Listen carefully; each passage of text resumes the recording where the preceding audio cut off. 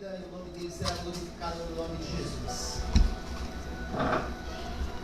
Lucas 24, vamos ler apenas um versículo, mas vamos meditar nas três histórias que este capítulo narra, amém?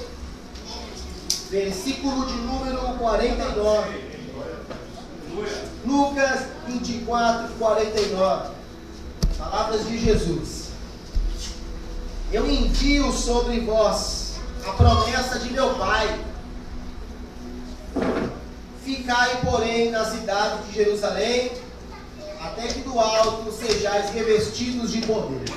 Amém? Amém. Graças a Deus. Aleluia.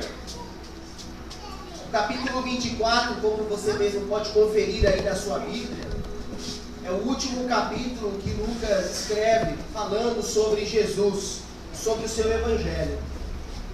Mas é o primeiro capítulo que Lucas escreve sobre o ministério ressurreto de Jesus. Aqui Jesus ele começa uma nova etapa, um novo período, uma nova experiência no seu ministério, que inclusive está operante e ativo até os dias de hoje. Aleluia. O nosso Jesus tem um ministério atuante, operante, ativo, relevante, expressivo, impactante. E é o ministério da ressurreição. E esse ministério tem nos alcançado, tem alcançado você, sua casa. E se não tem alcançado ainda toda a sua casa, fica tranquilo. Fica tranquilo, porque o Deus que faz a promessa é fiel para cumpri-la. Você e sua casa, se ainda não serve ao Senhor, ande servi-lo no nome de Jesus. Bem, o capítulo 24 narra Jesus Cristo ressuscitado e no dia de domingo, indo de encontro a três grupos específicos. Jesus ressuscita e inicia seu ministério poderoso e vai de encontro a três grupos de pessoas distintos uns dos outros, no entanto, marcados por algo comum: o seu líder, o seu mestre, o seu senhor, o seu mentor, o seu rei, o seu salvador havia morrido. Então estes grupos diferentes, no entanto, com algo comum, eles estão experimentando algo que experimentamos nós também na vida. Eles estão frustrados, decepcionados, com medo, inseguro. Eu falo isso amparado pelo que Lucas narra no capítulo 24. Se não, vejamos. O primeiro grupo é um grupo de mulheres. Quem fala detalhadamente deste grupo não é Lucas. Lucas fala de modo superficial. Mas João, no capítulo 20, ele narra com maiores detalhes o encontro de Jesus com este grupo, o grupo das mulheres. Elas haviam ido ao sepulcro embalsamar o corpo de Jesus.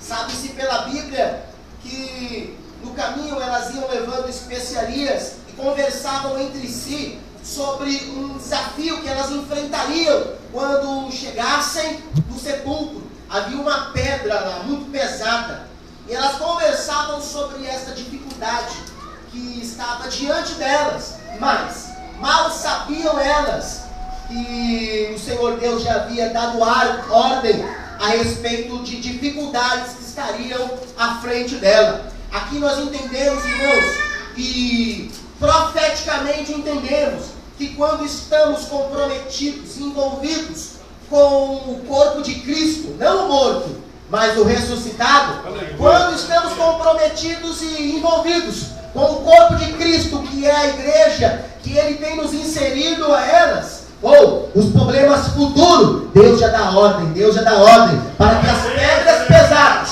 para que os desafios difíceis sejam removidos no nome de Jesus. Inclusive, sabe-se pela Bíblia que Deus deu ordem aos seus anjos para que aquela pedra pesada fosse removida. Eu vou te falar uma coisa: você está comprometido com a obra de Deus?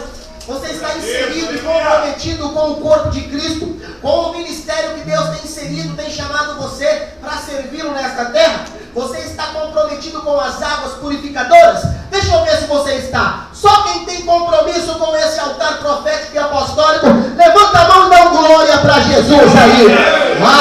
Eu venho aqui no nome de Jesus Cristo, ou com uma palavra renovadora, para que você que já está comprometido, se comprometa um pouco mais, porque a obra está como está, e eu não sei como está, mas o nosso Deus sabe como está, e ela está como está, por causa de quem você é. Deus está procurando pessoas aqui, comprometidas, com um coração apaixonado, com um coração desejoso, em fazer a obra do Senhor, alinhado, associado à visão que Deus tem dado ao apóstolo, e aos que Ele chamou para essa visão. Você sairá daqui no nome de Jesus. Sim, você sairá daqui renovado, restaurado, na visão, na paixão, no desejo de pôr em prática a palavra que sai desse altar. Pôr em prática a palavra que o mentor e o líder espiritual de vocês liberar. Coisas maiores Deus fará no nome do Senhor Jesus. Problemas virão, mas Deus dá ordem ao seu respeito. Os problemas estão à nossa frente, mas Deus dá ordem a respeito daqueles que estão comprometidos com o corpo de Cristo. Bendito seja Deus. Você é parte do corpo de Cristo. Do menor ao maior, ei, você é parte do corpo de Cristo. Você não é só um simpatizante. Você não vem aqui só porque aqui oferece uma hospitalidade, uma boa argumentação sobre a vida e sobre a Bíblia e sobre Deus. Não, você não vem aqui só por causa de você mesmo. Você vem aqui porque primeiro o dono daqui te chamou. O nome dele é Jesus. E ele quer que você se comprometa um pouco mais com esta obra. Deus quer que alguém se comprometa mais com esta obra. Deus quer que alguém se comprometa mais com esta obra. Eu vou na ousadia dizer, sabe na hora que você acorda e vai orar, agradecendo a Deus pelo pão nosso de cada dia? Ou está faltando você dizer, ó Pai nosso que está no céu, santificado seja o seu nome. Muito obrigado pelo pão nosso de cada dia. Sabe de uma coisa, Deus? Eu sou membro do corpo de Cristo e o Senhor me chamou para as águas purificadoras. Então, ó Pai, eu quero mergulhar profundamente nessas águas. Eu quero estar completamente comprometido com aquela obra. Eu quero fazer aquela obra acontecer, não da força de quem eu sou ou do que eu tenho, mas da força do seu poder. Você está entendendo a palavra de Deus?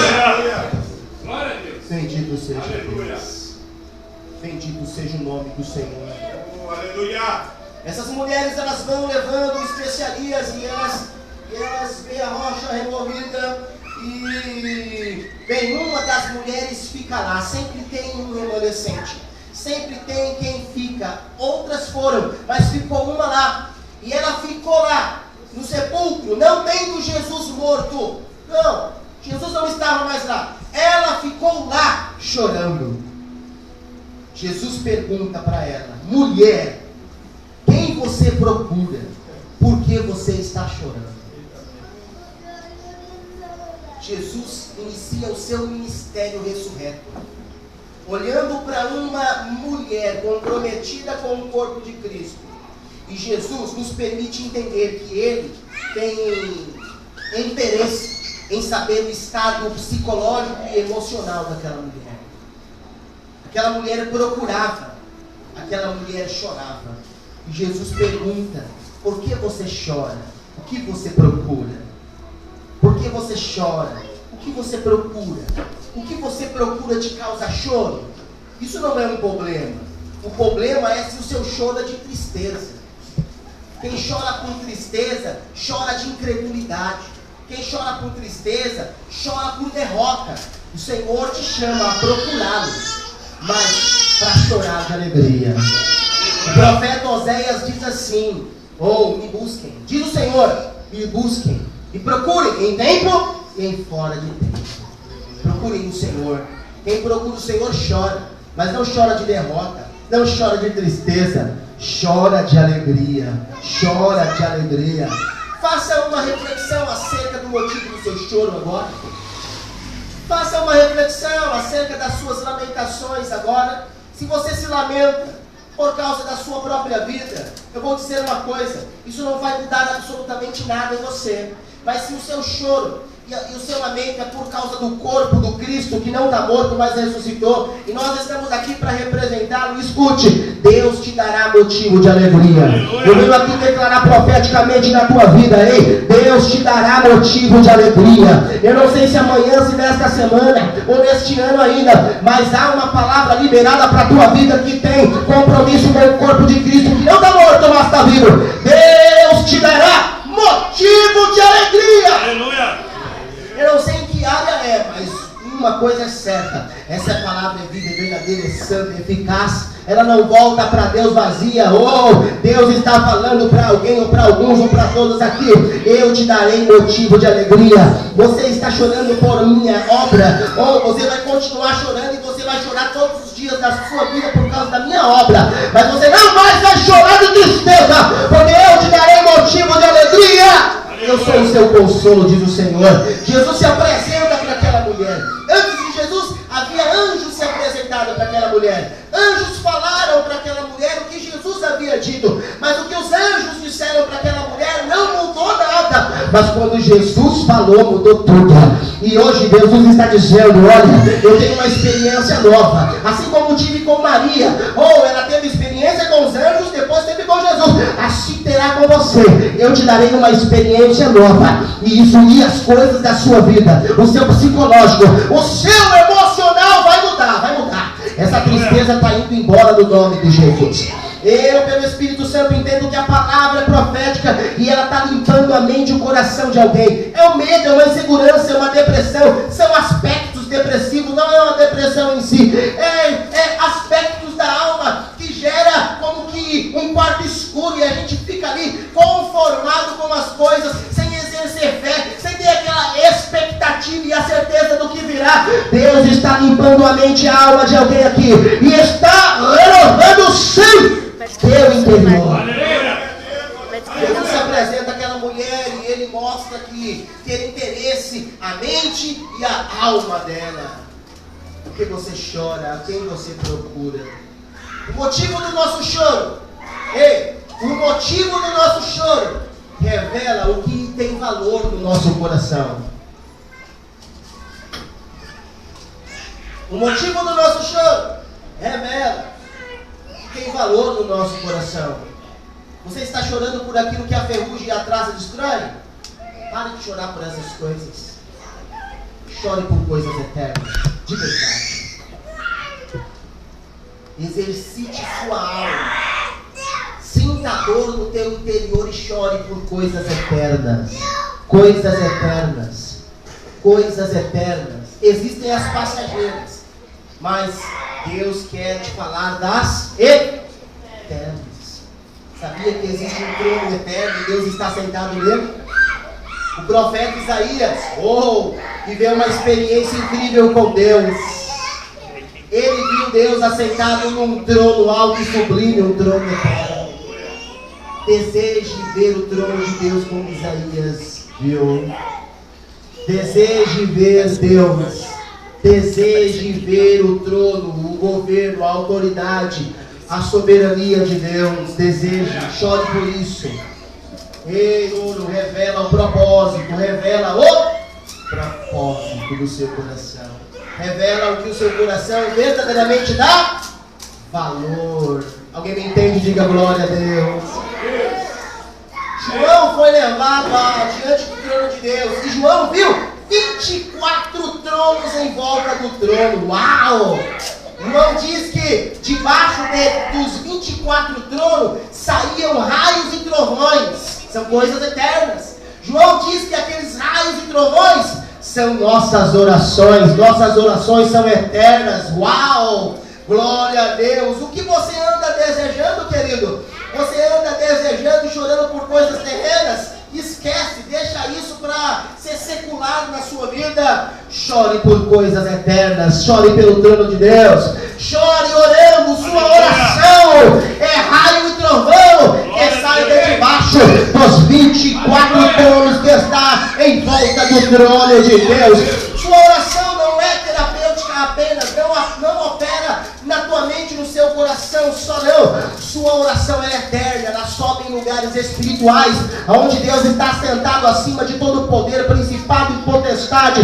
Então, na boa, meu irmão, receba a renovação na sua vida de oração e busque coisas eternas. Deus tem mais para você. Aquelas mulheres estavam preocupadas com o corpo de Cristo, que estava morto, mas o corpo de Cristo ressuscitou. Que o espírito de ressurreição e vida envolva você. Que o espírito de ressurreição e vida tome você completamente, no nome de Jesus. e que esse espírito de ressurreição e vida, ele possa sim, te levar às dimensões do que é eterno. Somos corpo de Cristo e seremos operantes, seremos relevantes. Somos o corpo de Cristo e traremos para o mundo um grande impacto quando coisas eternas e espirituais e sobrenaturais se manifestarem em nós. Alguém me entende e diz glória a Deus? Temos modernidade, tecnologia, temos boa pedagogia bíblica, temos ideologia, filosofia, temos bom governo, temos uma linda história. Como igreja, uau! O que nos falta? Senão coisas eternas, coisas eternas, coisas eternas. Você fala as línguas eternas? Você fala as línguas estranhas? Você fala mistérios com Deus? Isso aí, meu irmão, é só uma porta das coisas eternas. Sabe, quando você entra nessa dimensão, você tem visões, você recebe revelações, ou você tem a interpretação das escrituras, você tem a aplicabilidade dela, quando você lê, consegue falar dela, você tem a ciência dela, você tem um levanta e anda, talvez não, mas talvez você tenha o dinheiro para colocar nos pés dos apóstolos e ele dividir em conformidade a necessidade do povo. Ei, Deus quer distribuir coisas eternas aqui neste lugar. Se hoje apenas um coração aqui desejar de fato ser corpo de Cristo, com certeza vai crescer nessa palavra profética, vai começar a receber coisas eternas, vai começar a receber coisas eternas. Eu venho aqui declarar profeticamente que Deus levantará profetas nesta casa, que Deus levantará não musicistas apenas, mas levitas consagrados no secreto de Deus, para através de melodias reveladas e letras reveladas, poesias reveladas, impactar aí fora no nome de Jesus Cristo. Bendito seja Deus. Como igreja precisamos das coisas que são eternas. Aleluia. Eternas. Não são poucas as igrejas que existem aqui no nosso bairro e nos bairros adjacentes. Para que cumpramos a nossa parte junto às outras igrejas desta área geográfica, nós precisamos das coisas que são eternas. Será que alguém vai dar uma trovejada lá no céu? Será que alguém vai dar uma relampejada lá no céu? Será que alguém vai subir com Cristo a lugares espirituais e com Ele governar? Será que eu vim aqui só falar? Ou essa palavra é poderosa e vai convencer você através do Espírito Santo para que você tenha uma vida mais de oração e coisas eternas comecem a se manifestar no nome de Jesus? No nome de Jesus. Existem muitas coisas eternas, eu não posso me ater a falar delas, mas escute. Pela inspiração de Deus, eu venho aqui dizer: aleluia. Deus está chamando você para a oração. Glória a Deus, aleluia. Deus está chamando você para a oração. Aleluia. Eu vou dizer respeitosamente, moderadamente. Sua voz bonita não é o suficiente. A sua intelectualidade não vai fazer o papel que só o Espírito da ressurreição e vida fará. Seu dinheiro, se não estiver em consagração ao Senhor no altar, também não realizará. E o Senhor não está falando de grandes quantidades. A viúva, ela deu tudo o que tinha. Era pouquinho, mas ela deu tudo que tinha. E Deus vai chamar pessoas aqui para dar tudo o que Ele quer. Tudo o que Ele quer. Ele vai chamar você e você vai entregar tudo o que Ele quer. Ele vai te convencer e você vai entregar tudo o que Ele quer. Uau!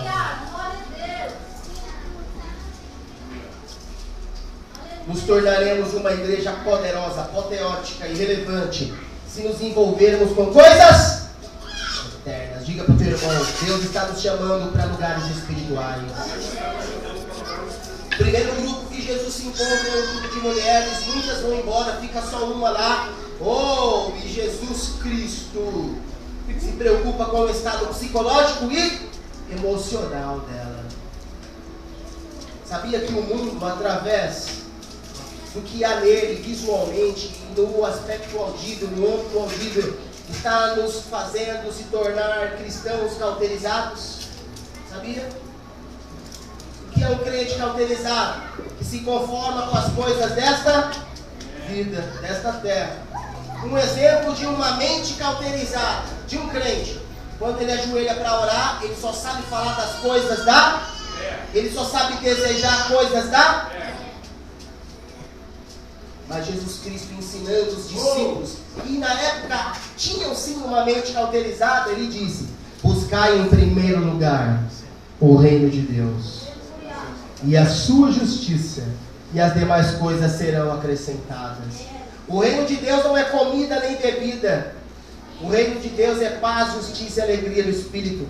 O reino de Deus se constitui de coisas espirituais. Quem desejas? Quem desejas? Quem desejas? Uau, glória a Deus! Não sai da sua casa para vir à casa de Deus. Cultuar movido por coisas terrenas. Deus acrescentará a partir do momento que as coisas espirituais forem prioridade na sua vida. Quem está me entendendo, diga glória. Jesus, ele mostra ter interesse com relação à vida psicológica e emocional daqueles grupos. E agora o primeiro grupo, o grupo das mulheres. Jesus está preocupado com a tua mente. Jesus tem interesse à sua mente. Jesus tem interesse ao seu coração. O segundo grupo, do versículo 13 a seguir, conta a experiência de Jesus, ainda no domingo da ressurreição. O segundo grupo se constitui de 2 homens que estavam no caminho. As mulheres, elas estavam na porta. E os homens, eles estavam no caminho. Escute, o texto da Bíblia Sagrada, que é luz para os caminhos, lâmpada para os pés e fonte segura para a revelação para a nossa vida, diz que as mulheres, elas estavam na porta e os homens estavam no caminho. As mulheres estavam na porta, Jesus e a porta. E os homens estavam no caminho, Jesus é o caminho. Versículo 17. Jesus se apresenta de repente no caminho e pergunta para aqueles homens, versículo 17, sobre o que vocês estão conversando? Por que vocês estão tão tristes? Outra vez Jesus Cristo aqui mostra interesse com relação à vida psicológica e emocional dos homens agora. O segundo grupo também é albergado por esse interesse de Jesus. Vida psicológica e emocional. Eles estavam conversando. E antes de conversar, você precisa pensar. Vida psicológica. Eles estão tristes. Vida emocional. Jesus pergunta: sobre o que vocês estão conversando? Jesus sabia. Mas ele pergunta para aqueles homens venham pensar 2 vezes sobre o que eles estavam pensando e falando. Jesus convida eles a fazer uma avaliação daquilo que estava na mente deles. Fazer uma reciclagem, fazer uma revisão. Então Jesus agora começa a ensinar eles sobre aquilo que eles estavam falando, pois eles falavam sobre Jesus de modo incoerente, de modo incompleto, de modo imperfeito. Eles falavam sobre Jesus no caminho, mas eles falavam de modo imperfeito, incorreto. Então Jesus agora começa pontualmente a falar sobre o que os profetas e a lei revelavam sobre o Cristo. E Jesus agora sistematicamente, detalhadamente no caminho, começa a ensinar, começa a encher a mente daqueles homens da verdade. E a verdade é um elemento poderoso.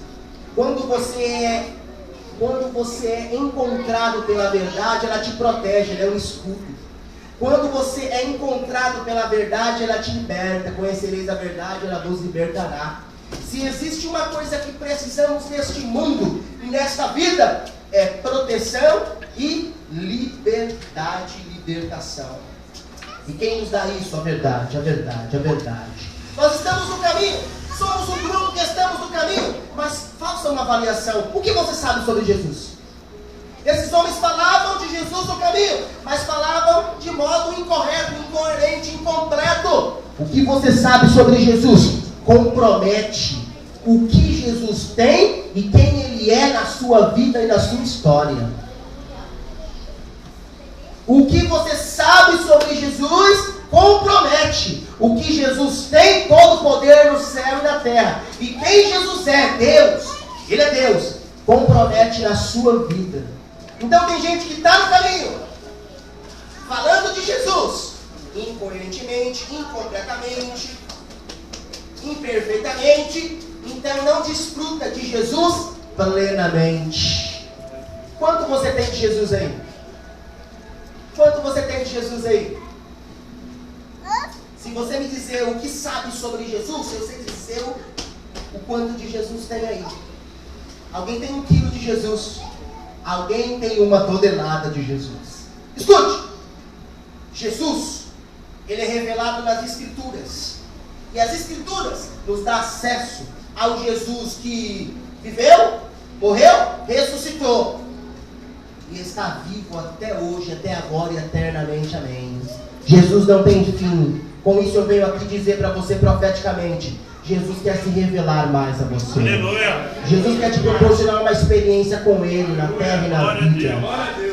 Sabe, uma coisa é conhecer Jesus teoricamente. Para isso existem escolas, para isso existem doutores e mestres para ensinar de Jesus e de sua palavra, de sua escritura. Sabe, para isso tem a Bíblia, o livro, acesso a ela. Você pode ler, fazer marcações, pesquisar. Você pode ir lá no YouTube, assistir tanta gente falando de Jesus. Uma coisa é você conhecer Jesus no âmbito natural, intelectual, emocional. Outra coisa é você ter uma experiência com Ele, uma experiência com Ele, uma experiência com Ele. Como é gratificante e significativo você ter uma experiência com Jesus. Eu penso que estou falando com pessoas que já teve experiência salvífica com Jesus, amém? Jesus se apresentou para você e você sentiu nojo do teu pecado e você se arrependeu do seu pecado e aí você teve a experiência do novo nascimento e aí através de Cristo você nasceu de novo. Uau! Aí Ele falou: agora você tem o Espírito Santo e agora você tem a experiência da regeneração. Ele vai regenerando você, Ele vai melhorando você, Ele vai fazendo com que você se torne o que Ele falou que você é. Ele falou que você é luz, você está brilhando. Ele falou que você é sal, você está temperando. Ele falou que você é sacerdote, você está ministrando. Ele falou que você é mais do que vencedor. Como que vai a história da sua vida e todas as áreas dela, e principalmente a psicológica e a emocional? Jesus falou muito a seu respeito, mas o que você sabe sobre Jesus compromete. O que você tem dele compromete quem Ele é na sua vida. Eu estou sendo claro que está entendendo de glória a Deus. Sabe o que eu penso, apóstolo? Sabe o que eu penso, pastora? Que essa palavra é um convite a você orar um pouco mais, e a você ler e meditar um pouco mais nas Escrituras. Deus vai proporcionar uma experiência para você. Eu não poderia contar algumas minhas, ou com certeza o apóstolo, a nossa pastora já compartilhou a deles com vocês, mas está na hora de você ter uma, está na hora de você ter uma, está na hora de você ter uma, está na hora de Jesus. Diz Lucas, ou naquele dia que se iniciou o ministério da ressurreição do Cristo, que opera no meio de nós. Lucas diz que eles, andando no caminho, e pararam no lugar, e convidaram Jesus para ficar ali naquele lugar. E Jesus partiu o pão, e Jesus sumiu da frente deles. Jesus desapareceu da frente deles. Eles ficaram assim, sabe, talvez assustados. Como que sumiu do nada? É assim. Coisas espirituais são assim. Elas aparecem. Elas acontecem. Mas você precisa estar com Jesus no caminho, entendendo, compreendendo e aplicando o que Jesus é de fato. Não só aquilo que você sabe apenas, mas o que Ele é de fato. Ele é Deus. O que Ele tem de fato. Todo o poder no céu e na terra. Glória a Deus, aleluia. Mas Ele manda na tua vida? Ou você ainda vive uma vida à mercê da sua vontade? Está me entendendo? Bem, e eles começam agora a conversar entre si, dizendo sobre o Jesus ressuscitado. E eles dizem algo que é poderoso e acontece no nosso meio. E acontece na nossa vida. Eles dizem que enquanto Jesus falava, o peito deles ardia. Enquanto Jesus falava, eles experimentavam uma sensação térmica. Eles queimavam. Eles queimavam. Uau! Nós cantamos hoje, deixa queimar, não é? Jesus faz nos arder. Jesus faz-nos arder. Na velha aliança, Deus se revela como fogo, fogo consumidor. Um dos papéis proféticos do fogo é queimar o que não presta. E eu venho aqui declarar na sua vida que tem desejo de coisas espirituais, sobrenaturais. Tem desejo de participar do ministério operante, impactante de Jesus, o ministério ressurreto. Eu venho aqui declarar profeticamente o fogo de Deus. Aleluia. Vai queimar o que não presta na tua vida. Você até quer, mas não consegue porque tem alguma coisa na tua mente e no teu coração que não presta. Está aí, ó. A gente esconde o que não presta na nossa vida, não é? A gente tem vergonha. É da natureza humana mesmo. Fica tranquilo. Mas Deus sonda e conhece a mente e o coração. Ele vai queimar você. Isso vai embora no nome de Jesus. Eu venho aqui declarar libertação na tua vida no nome de Jesus. Seja liberto pelo poder do sobrenatural fogo de Deus. A palavra de Deus liberta, apóstolo. Nós sabemos disso. A exposição fiel e digna dos ensinos da Bíblia nos liberta. Mas, entretanto, todavia, existem outras ferramentas de libertação. E uma delas, além da palavra que é a verdade, é o fogo. O fogo vem e queima o que não presta, queima o que não presta, queima o que não presta. Você consegue identificar o que não presta na sua vida? Ou eu não penso que estou falando com pessoas que são cegas de si mesmo. Eu penso que estou falando com pessoas que têm um mínimo de autoconhecimento. Você consegue identificar o que não presta na sua vida? Você consegue? Vamos fazer um ato de fé aqui, um ato profético. Vamos, quem está comigo nessa visão, diga glória a Deus.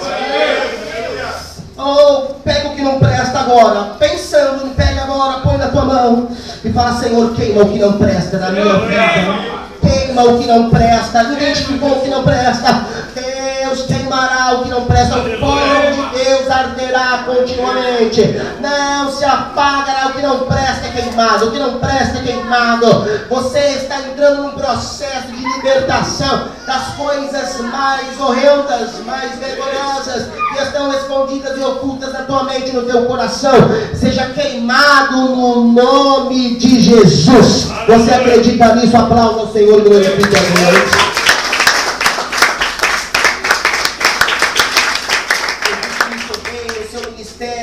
Ressurreto, conversando com os grupos, ajustando os grupos, preparando os grupos para fazer coisas incríveis. O primeiro grupo já temos falado, o segundo grupo acabamos de dizer, e o terceiro grupo é incrível. Jesus some, como eu já havia dito, diante dos homens que estavam acabando de se alimentar do pão partido por Jesus. Estão comentando sobre o peito que arde, e Jesus some e vai parar onde? Jesus vai parar no cenáculo.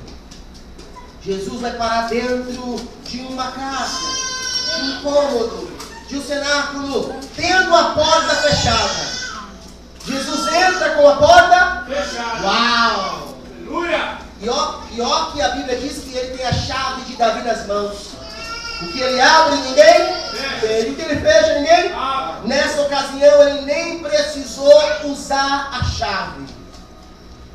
De vez em quando a gente pensa que Jesus vai fazer de um jeito na nossa vida, não é? Ah, Jesus vai usar a chave do apóstolo. Ah, Jesus vai usar a chave da pastora. Ah, Jesus vai usar a chave do obreiro lá.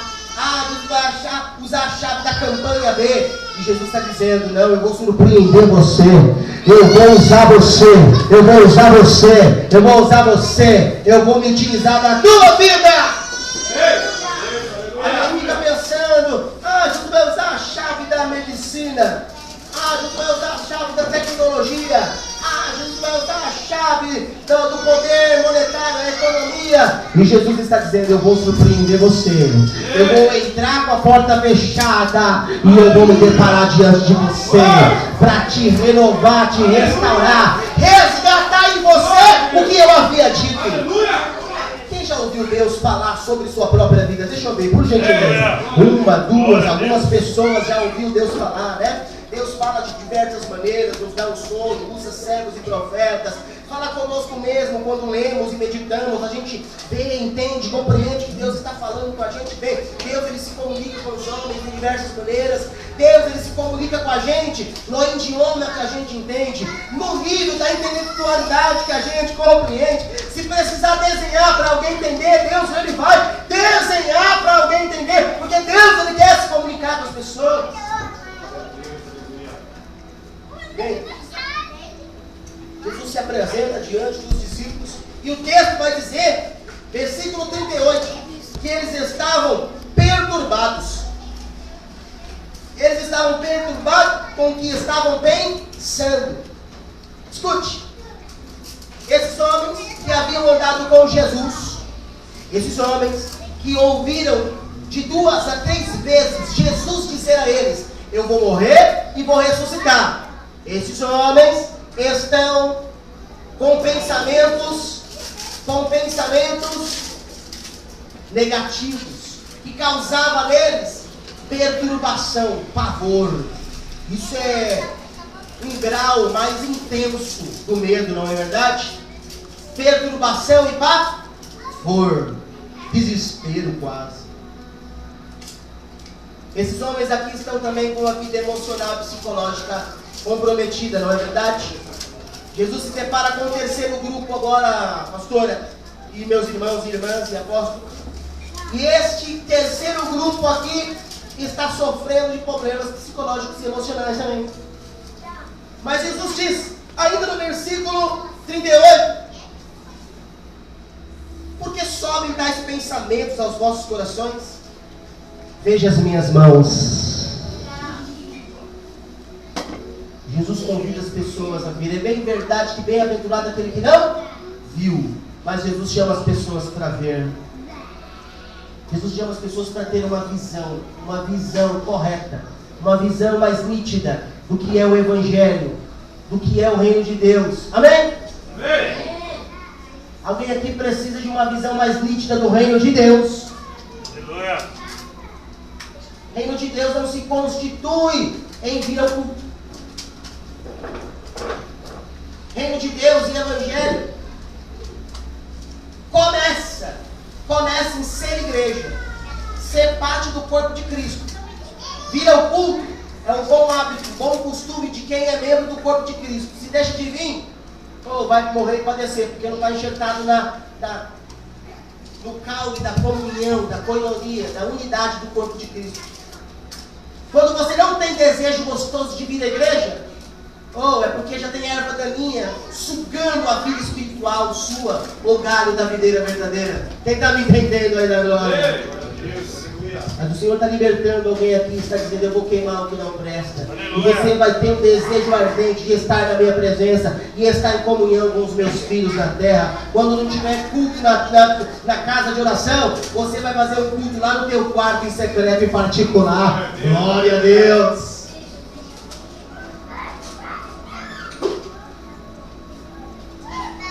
Meus irmãos, Jesus outra vez mostra interesse com relação àquilo que aqueles homens pensavam e sentiam. Eles estavam apavorados, perturbados, com muito medo. Jesus entra tendo a porta fechada. Jesus convida eles para dar uma olhadinha no lugar que custou muito a Cristo entregar aos homens. Cristo entregou aos homens a mão. Cristo entregou aos homens a mão para ser furada. Ei, Cristo te entregará. Cristo te entregará o que custou muito a Ele. Aleluia.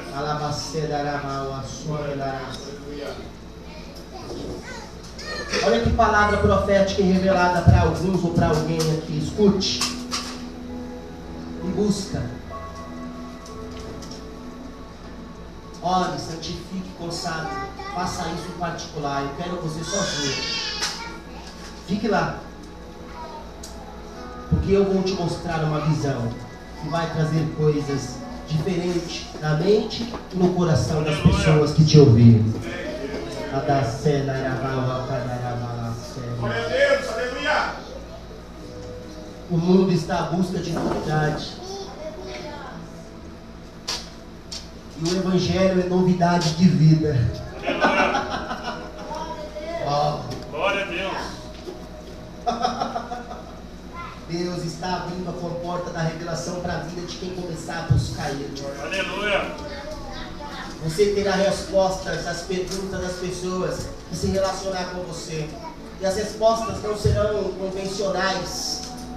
As respostas que Deus dará para você entregar às pessoas vai impactá-las, vai gerar nelas fome e sede de justiça. justiça, diz o Senhor neste altar. Mas tem um custo. Esses homens, eles se trancaram. Eles estavam perturbados, frustrados, decepcionados. Eles estavam cansados, eles estavam ali cheios de sensações, pensamentos e sentimentos, de aspectos negativos. A esperança se esvaniu. Jesus havia feito promessas. Eu já disse, Jesus havia dito, eu vou ressuscitar. Eles se esqueceram, talvez se lembravam, mas o que Jesus havia dito não mais operava naquele momento. Jesus já falou coisas para você que não mais opera, mas diz o Senhor, assim como foi com Abraão será com você. Aleluia. Levanta um altar para mim, porque eu vou renovar promessas. Aleluia. Sabe o que eu estou vendo agora pelas Escrituras Sagradas? Abraão sacrificando animais, partindo no meio animais. E Abraão impedindo que as aves de rapina tocassem nos animais. Abraão, de tanto impedir que as aves de rapina tocassem nos animais partidos, Abraão dorme. E a Bíblia diz que o próprio Deus, em forma corpórea de 3 tochas de fogo, desceu, passou no meio daquele sacrifício e renovou na vida de Abraão as promessas. Deus está falando com alguém, me busca, se santifica. Eu vou renovar você, renovando a minha promessa na tua vida. Receba ânimo, receba força. Deus te dará uma visão. Jesus mostrou para aqueles homens, olha, eu entreguei a minha mão aos homens. Deus te entregará uma visão. Quem sabe não é a mão dele aberta para salvar de modo expressivo. Pedro, como todos os outros discípulos, estava ali depois que ele recebeu o revestimento de poder, que inclusive é o texto que lemos, amém? Versículo 49, não? Eles foram revestidos de poder. Pedro, revestido daquele poder, pregou uma mensagem de ensino, pregou uma mensagem trazendo à memória a história do povo hebreu e mostrando onde o Cristo apontava, e muitas, milhares de almas se renderam aos pés do Salvador, porque ele teve uma visão que outros não teve. Deus tem uma visão para você. Pode aplaudir a Jesus, glorificar o nome de Jesus. No domingo da ressurreição, dando início ao seu ministério ressurreto, renovando, tratando com cada grupo na sua particularidade, na sua performance, na sua historicidade.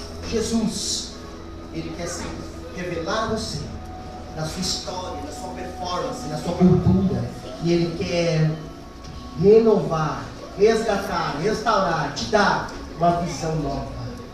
Nova para você, mas que subsiste eternamente. Alguém já viu.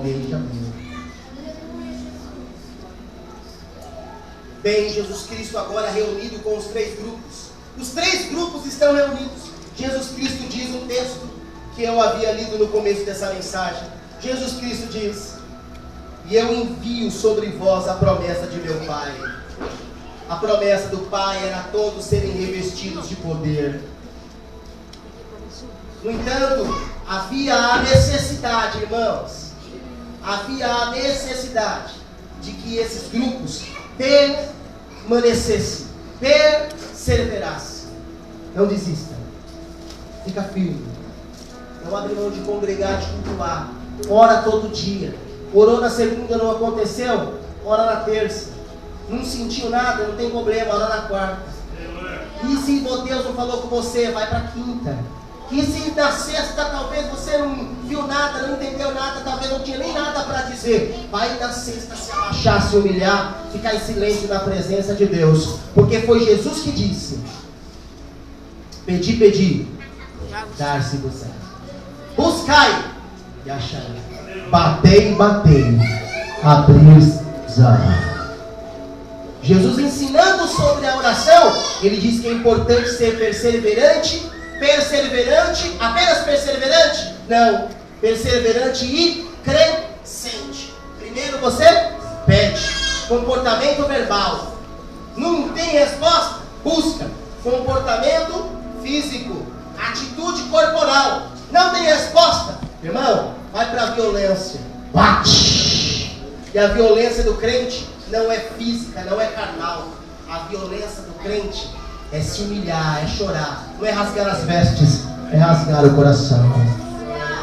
Deus dará a resposta. Fique de pé no nome do Senhor.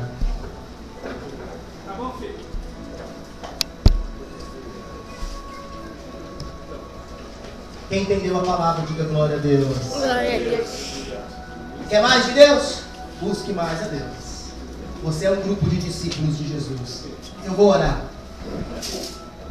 Fale com Ele seriamente. Pai, Tua palavra foi dita, foi falada, foi declarada sobre a igreja.